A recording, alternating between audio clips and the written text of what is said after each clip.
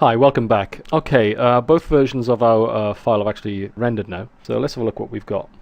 I'm going to use the RAM player utility that comes with Macs. You can find it in the rendering menu. Now what the RAM player allows you to do is to actually load up a sequence of files into memory, so you can play them back as an animation, or you can just load up a single frame and have a look at that. Now, it becomes more useful as you have a channel A and a channel B. That means you can load up one image in channel A and another image in channel B, and a little slider will appear here, and you can actually slide back and forth and see what the differences are between the two images, which is pretty useful, to compare two different renders, which is funny enough what we're going to do now. So let's see how that works.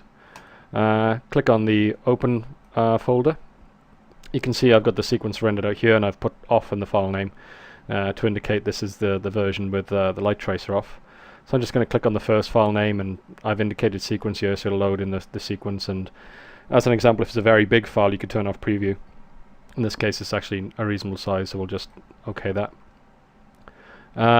You get confirmation image file list here, and this will actually create an image file list from the sequence that we've just defined. So we'll just OK that. And then we've got a RAM player configuration screen, and you can decide how big the image is when it's brought in, so you could resize it.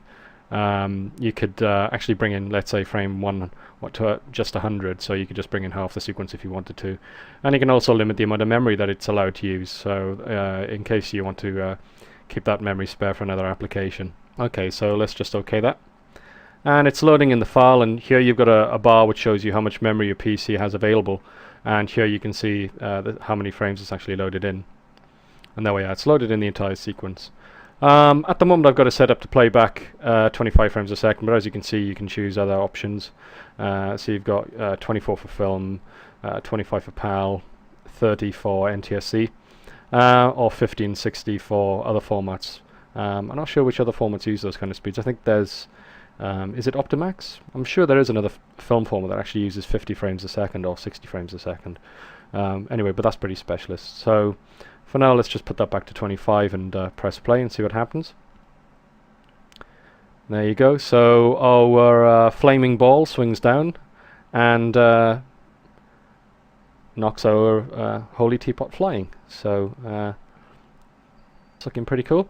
Now, if I use the right mouse button and click on the image and push left and right, you can see I can actually scrub backwards and forwards in time. So pushing left goes backwards and pushing right goes forwards. So you can just rewind the animation back to the beginning, and you can actually look at the point where the flaming ball comes down and strikes the teapot.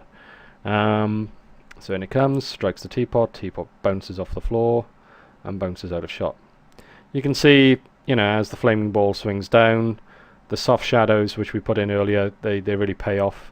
They give us a nice soft effect on the plinth. You can see a nice soft shadow from it. I mean, if you want to see what the scene looks like without soft shadows, just load up the example file off the DVD and try changing the shadow types on the both lights in the scene to shadow map, and you'll see you'll get a very hard edge on these shadows, and it doesn't look half as good. But it does actually render much faster. So you can use shadow maps for scenes where hard edge shadows are a problem, or for instance where you just want to do a test animation with rendering, and you're not really willing to wait much longer for the render. So you can just put soft shadows on, area lights I should say, which use soft shadows when you get to that point in the pipeline where you're happy with your render and you want to put it out at full effect. Okay, so there we go. That's the render with no GI, and what you should notice here is the underside of the plinth is very dark, and it's always dark. Particles are flying everywhere, but it never really lights up. There's no real bounce light in the scene. So what I'm going to do now is go to channel B, and we'll click on. We'll just go up a level, and we'll go to tutorial 2. And in here, as you can see, I've said on in the file name. That indicates that the light trace is on, so we'll just OK all these. And now it's actually loading in channel B. Okay, let's just leave that load in. And it comes. And when I loaded in channel B, you can see it's got information here about how much memory each channel is using, how many frames and so forth, and the name of the files. And what I also did when I actually loaded in, when I activated channel B, is it's produced a little slider here. And you can see I can slide back and forth between the two images. And what you notice is that if I push this over to the left, what you're actually looking at now is totally image sequence B, which has got the light tracer on. And here you can see the light's coming down from above, it's striking the floor, and it's bouncing back up, and it's lighting the underside of the plinth, which is a much nicer lighting effect, much more naturalistic. And if I slide this over here, over to the right, fully over to the right, this is the render without the GI, the light tracer turned on, and you can see you've got no bounce light, as I pointed out earlier. So there you go. There's the difference between the two files. Now, if I scrub a little bit further, we'll just scrub until the flaming ball is here. What you're looking at now is channel A, no GI, and then as I slide across, you can see. Actually, sorry, you've got full GI there, I should say. As you can see, you've got bounce light, and then as I slide across, you can see you've got no GI again. So you get much less, but well, you don't get any bounce light with no GI. So it's generally preferred to use GI when you can for extra quality, although it does take a lot longer to render. So you have to bear that in mind.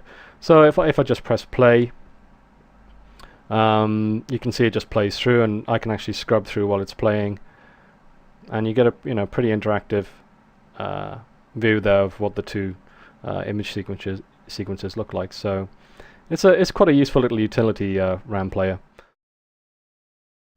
And when I'm happy with that, if let's say I think to myself, oh, that's great, I want to send that to a friend, or I want to send that off to another studio to show them a preview of an animation and get that approved, you can just go to the save channel icon. You've got one for A and one for B, and then you can just choose a directory and choose a format. So for instance, you could do QuickTime or as an AVI, and you can just save out that file, and then you can send that file off to somebody else.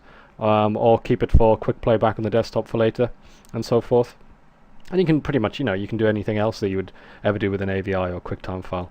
So there you go. It's a pretty useful little util there, RAM player.